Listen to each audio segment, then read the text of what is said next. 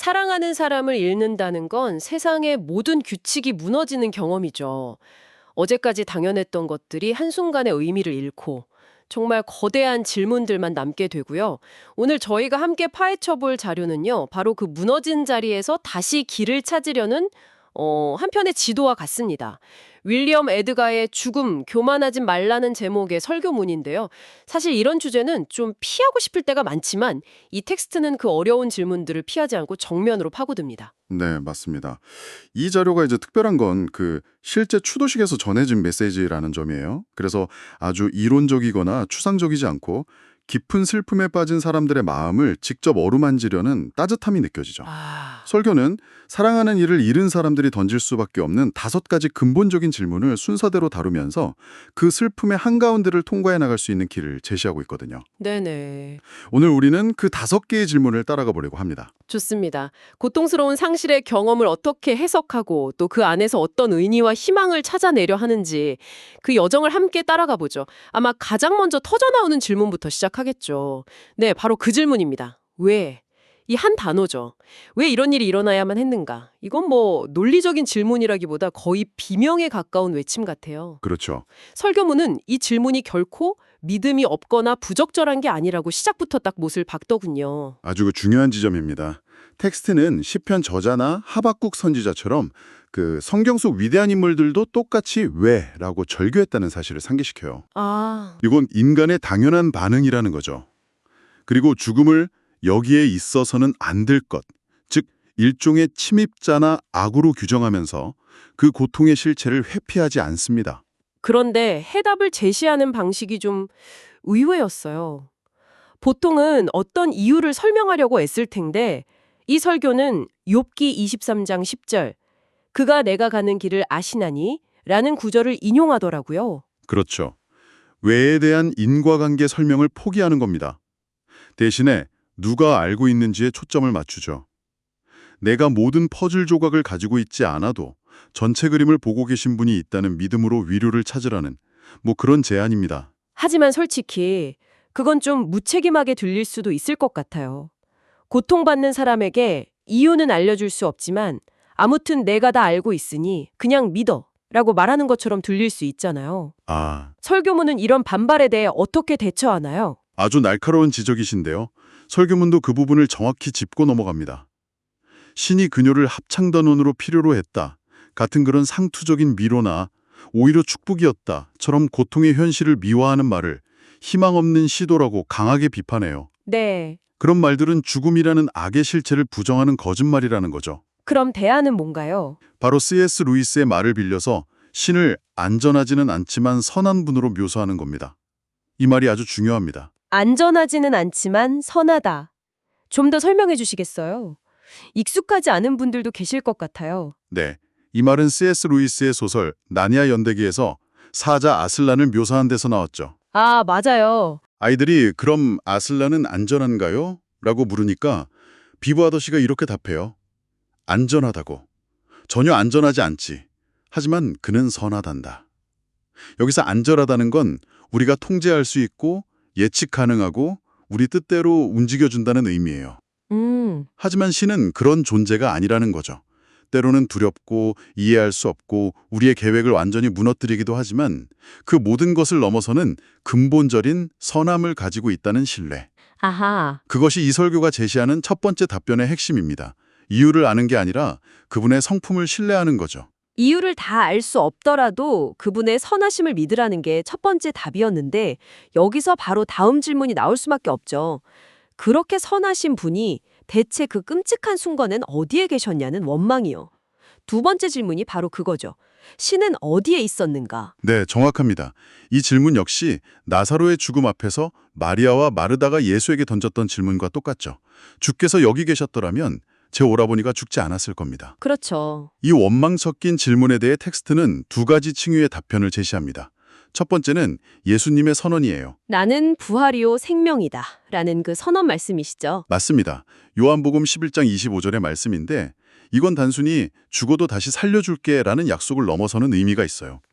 어떤 의미죠? 지금 이 죽음과 고통이 전부가 아니라는 이 현실 너머에 훨씬 더 크고 확실한 생명의 세계가 존재한다는 선포입니다. 그러니까 당장 눈앞의 부지에만 집중하지 말고 더 큰 그림, 즉 죽음을 이기는 영원한 생명이 있다는 사실에 눈을 돌리라는 거군요. 네, 그리고 두 번째 답변은 훨씬 더 적극적이고 행동적입니다.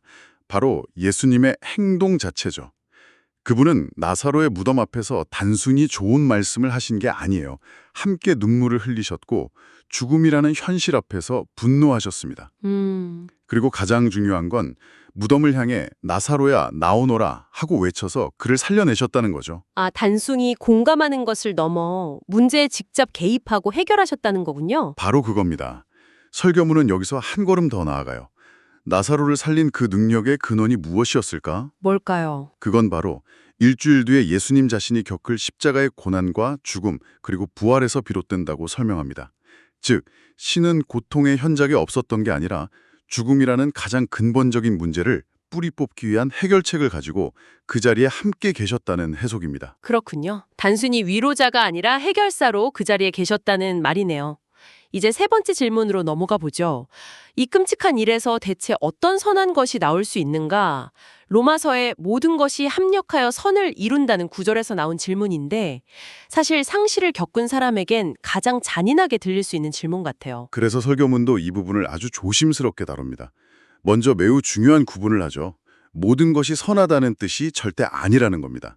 암, 고통, 죽음 그 자체가 선하다는 말은 터무니없는 소리죠. 맞아요. 텍스트는 죽음을 분명히 적이라고 규정합니다. 모든 것들이 함께 작용해서 결국에는 선한 결과를 만들어낸다는 의미라고 강조해요. 그 구분은 정말 중요하네요. 그 말은 이해가 되면서도 한편으로는 고통을 겪는 사람에게 이 안에도 좋은 점이 있어 라고 긍정성을 강요하는 것처럼 들릴까 봐 조심스러워지는데요. 좋은 지적입니다. 그래서 이 설교는 섣부른 낙관론을 이야기하지 않아요. 대신 아주 구체적인 세 가지 선의 조각들을 보여줍니다. 아, 세 가지요? 네, 첫째는 연약함 속에서 신을 만난다는 역설이에요. 프랑스 사상가 자크 일률의 말을 인용하는데 신은 우리의 성공이나 강함, 위대함 속에 계신 게 아니라 오히려 가난, 고통, 실패 같은 연약함 속에 자신을 숨기신다는 겁니다. 우리가 가장 약해졌을 때 비로소 신을 가장 깊이 만날 수 있다는 거죠. 성공이 아니라 연약함 속에 숨어 계신다는 관점, 정말 흥미롭네요. 두 번째는 뭐였죠? 둘째는 아주 개인적인 예시를 듭니다. 바로 고인의 남편이었던 리처드의 변화예요. 그는 원래 아주 열정적으로 사역을 하던 사람이었는데 아내가 아프면서 모든 것을 내려놓고 아내를 돌보는 데 헌신하게 됩니다. 네. 그 과정에서 그의 사랑이 이전과는 비교할 수 없을 정도로 깊어지고 삶의 진짜 우선순위가 무엇인지 깨닫게 되었다는 거죠. 설교문은 이것을 하나님이 행하신 놀라운 일이라고 표현합니다. 비극 속에서 피어난 성숙과 사랑의 깊이를 보여주는 거죠. 비극이 그 자체로 선은 아니지만 그 비극을 통과하면서 사람이 더 깊어지고 성숙해지는 것을 선의 한 형태로 본다는 거군요. 마지막 세 번째는 뭔가요? 고인이 보여준 평화로운 죽음 그 자체가 다른 사람들에게 큰 용기를 주었다는 점입니다. 존 버니언의 철로 역정에서 주인공 크리스천이 죽음의 강을 건너며 두려워할 때 동료인 소망이 그를 격려하며 함께 건너는 장면을 인용해요. 아, 이처럼 고인이 마지막 순간까지 믿음을 잃지 않고 평온하게 죽음을 맞이하는 모습이 남아서 그 모습을 지켜본 사람들에게 아, 죽음이 끝이 아니구나. 우리도 저렇게 죽음을 이길 수 있겠구나 하는 용기와 희망을 두었다는 겁니다. 이제 가장 직접적이고 개인적인 질문으로 넘어가는 것 같아요. 그녀는 지금 어디에 있는가? 우리는 그녀를 다시 볼 수 있는가? 아마 남은 사람들에게 이 질문만큼 절실한 건 없겠죠. 네, 이 질문에 대한 텍스트의 답변은 매우 명확하고 희망적입니다. 데살로니가전서 4장 13절, 소망 없는 다른 이와 같이 슬퍼하지 않게 하려 함이라 라는 구절을 인용해요. 네. 여기서 중요한 건 슬퍼하지 말라가 아니라는 겁니다. 슬픔은 너무나 당연한 감정이죠. 다만 소망 없이 슬퍼하지는 말라는 거예요. 슬픔의 성격이 달라져야 한다는 거죠. 희망을 가진 슬픔이라 그 희망의 구체적인 내용이 뭔가요? 설교문이 묘사하는 사후세계는 요한계시록의 표현을 빌려 제단 아래에 있는 영혼들처럼 예수님의 다시 오시는 마지막 날을 기다리며 평안히 쉬고 있는 상태입니다. 아, 아직 최종 목적지는 아니지만 고통과 슬픔이 없는 곳에서 안식하고 있다는 거죠. 그리고 더 중요한 약속은 마지막 날에 모든 사랑하는 사람들이 다시 만나 영원히 헤어지지 않는 가장 위대한 재회가 있을 거라는 겁니다. 와, 텍스트는 천국을 상상할 수 있는 가장 멋진 귀향이라고 표현해요. 흩어졌던 가족들이 다시 보이는 것 같은 이미지네요. 듣기만 해도 가슴이 뭉클해집니다. 자, 그럼 이제 마지막 질문입니다. 남겨진 사람들의 삶에 대한 질문이죠. 그 위대한 날을 기다리는 동안 우리는 이제 무엇을 해야 하는가? 슬픔 속에서 그저 주저앉아 있을 수만은 없으니까요. 그렇죠. 이 질문에 대해 설교문은 기다림이 결코 수동적인 무의가 아니라고 말합니다. 아, 그런가요? 네, 오히려 이제 우리에게는 해야 할 일이 있고 그 일을 해야 할 더 큰 동기가 생겼다고 격려해요. 사랑했던 고인을 기리고 그가 보여줬던 삶의 모범을 따르기 위해서 더 열심히 살아야 한다는 거죠. 일하러 오라는 찬송가 가사를 인용하면서 해가 지기 전까지는 쉴 시간이 없다고까지 말합니다. 슬픔을 도피처로 삼는 게 아니라 오히려 삶의 동력으로 전환하라는 메시지군요. 그런데 이 설교를 쭉 따라오다 보니 뭔가 질문과 답변의 구조를 넘어서는 더 큰 흐름이 느껴지는 것 같아요. 단순히 열심히 살라는 교훈으로 끝나지는 않을 것 같은데요. 정확히 보셨습니다. 그게 바로 이 설교의 마지막 핵심이자 일종의 반전입니다. 반전이요? 네. 설교는 우리가 해야 할 이 모든 의미 있는 활동들조차도 궁극적인 위로는 아니라고 선을 긋습니다. 잠깐만요. 그럼 궁극적인 위로는 뭔가요? 5가지 질문에 대한 답을 다 들었는데 그게 끝이 아니라니요. 가장 근본적인 위로는 이유를 아는 것이 아니라 신 자신을 소유하는 데 있다는 거죠. 우리는 나쁜 일이 일어난 것에 대한 좋은 이유를 얻은 게 아니라 그보다 훨씬 더 귀한 것, 바로 하나님 그분을 얻었다는 겁니다. 아, 결국 5개의 질문을 모두 거치고 나니 답은 질문에 대한 설명이 아니라 관계 그 자체라는 거네요. 바로 그겁니다.